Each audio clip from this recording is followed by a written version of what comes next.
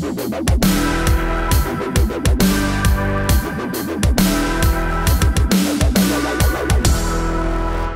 was just driving around yesterday, and I, needless to say, saw a red light, so I decided to stop. And as I was pulling to a halt right at the crosswalk, across goes a buttery-looking late 30-year-old wearing a T-shirt that had a picture of Che Guevara, but instead of Che's face, it was Bernie Sanders' face.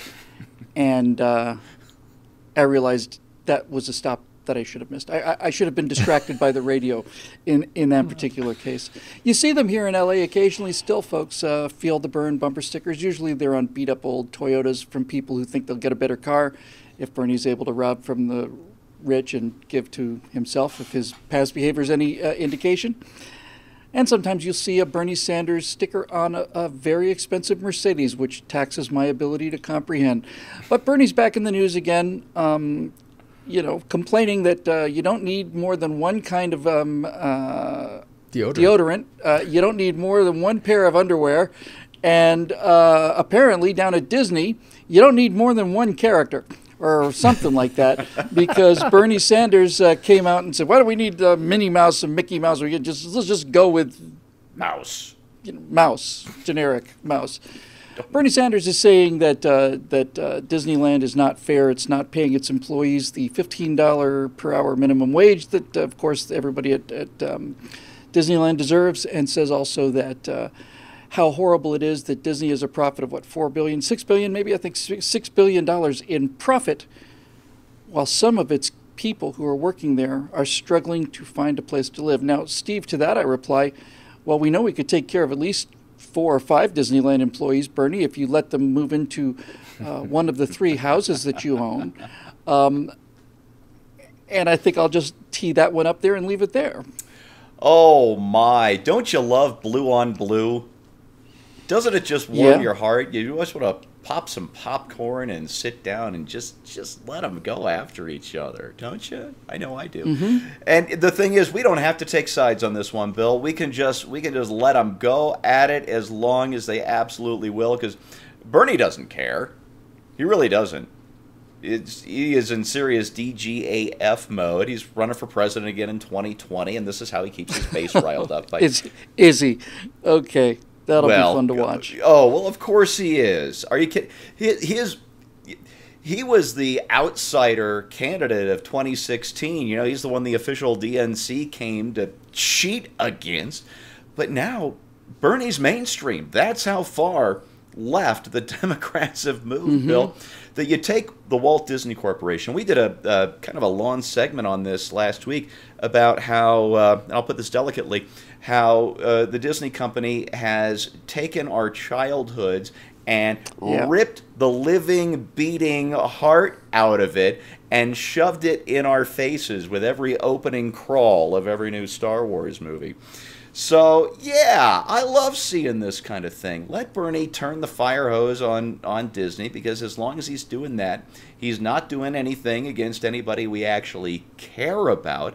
And he's continuing this process of moving the Democratic Party further and further left, so that by the time 2024 comes along, they are actually going to have to dig up the corpse of Che Guevara and run that for president. Probably smell better than Bernie. Yes, no Scott, for Bernie. I think Steve's on to an important point here. We've been told, and there's plenty of evidence about the giant blue wave that's coming in November, but there's also evidence of kind of a riptide of counter protests, as Steve pointed out. If social justice warriors and socialists can kill Star Wars and generate a significant amount of cultural fury in the result, then what do you say about a party that's decided to make its stand on, how dare you say that MS-13 is a group of bad people? And by the way, let's go after Disneyland. Let's go attack Disneyland. Kill Bambi. I mean, let's just, let's try to find the most pathetic thing and attack it. For some reason, I know Bernie Sanders knows this, and he's just doing what's politically convenient to him. But the reality is that the wage paid to Cinderella or Minnie Mouse or to the people who pick up trash at Disney is connected with two basic concepts: the difficulty of doing the job and the difficulty of replacing the person doing the job. Those are the factors that determine how much one gets paid to do that. If it were very difficult to do that job, and if it were hard to find someone else to do it with your level of skill and ability in order to create a guest experience that's worth the $100 a day or whatever it costs to go to Disney, about 180, I don't know what it is. Anyway, if it were much more difficult to do that, the wage would be higher. While you were talking about that, Steve, it made me think, you know, the guys who are making six-figure incomes on Wall Street are also being underpaid in their own minds. Everybody thinks they're being underpaid. However, it's much more difficult to replace the guy who's making $600,000 a year on Wall Street. And so that's why he makes $600,000 a year. But he's still getting paid less than he's worth. And in fact, ladies and gentlemen, if you ever start getting paid as much as you're worth or more than you're worth, you better start looking for another job, because that's not going to last very long. Companies that's will... the end of Stephen Scott on this show, apparently. That's right. It's over, brother. Once you start making more than you're worth, your days are numbered. And the idea of a job at Disney, whether that is as a character or as a performer or as part of the cast that creates that beautiful guest experience there, that is designed to train you to be prepared for better work in the future, work that you will now be worthy of because you have some skill and ability in satisfying customer needs, work that you'll be worthy of at a higher wage because you're more difficult to replace. I could not have asked for a better segue for that into my close, because to be perfectly honest with you, I decided to do this story because there's a story I just had to tell. It's a true story about Disney. I was a theater major at the University of Florida in Gainesville, which is about an hour and a half north of Orlando, where Disney World is. And the people in the theater department, many of them would get summer jobs at Walt Disney World because they could act. And because they could act, that meant that, as Scott said, they were actually a little bit more difficult to replace.